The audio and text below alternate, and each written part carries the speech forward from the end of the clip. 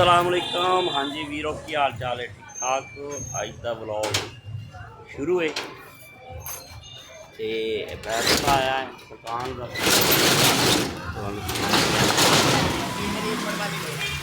लो जी खोल दी दुकान। अज इतवार जरा लेट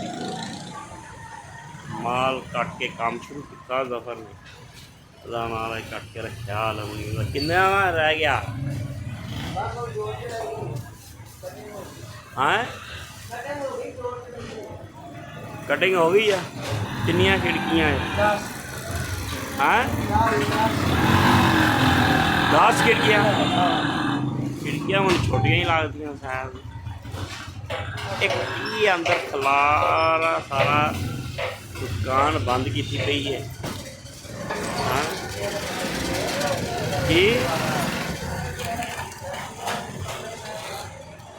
हाँ जी देगा साफ करी जाते हो। चमका दो रमज़ान शरीफ शुरू हो जानियां पकड़ियाँ अफ्तारियाँ। आओ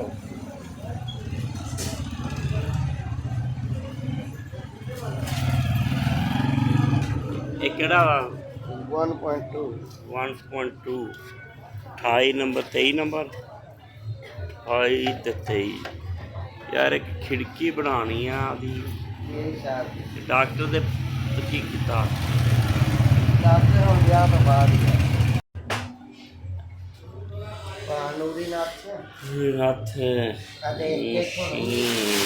मशीन इत्थे काट के दी पई आ।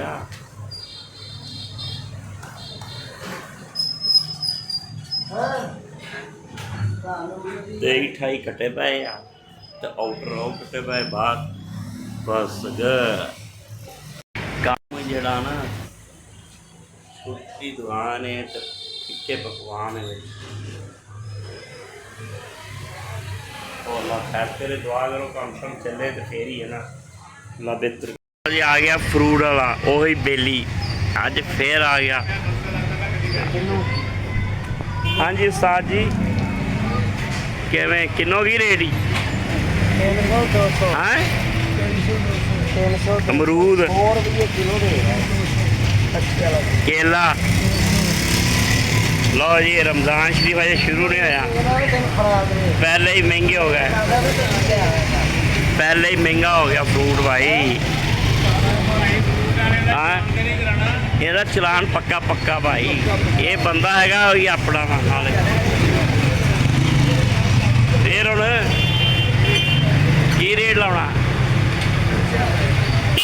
अमरूद चाहिए अमरूद।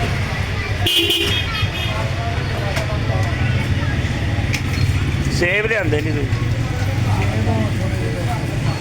अमरूद की रहेगा रेट? कोई नहीं कोई नहीं 200 और 200 तो दसिया। हाँ 250 की है मसला इनू? अच्छा ओके लो जी। किस तरह सेब लाया ते अमरूद की रेट लाया? 200 रुपये किलो। हुण तो 120 सी 100 रुपये अज हो गए 200। तुसीं देखते जाना जिदा रमज़ान शरीफ आना 500 तो हो जाने हैं।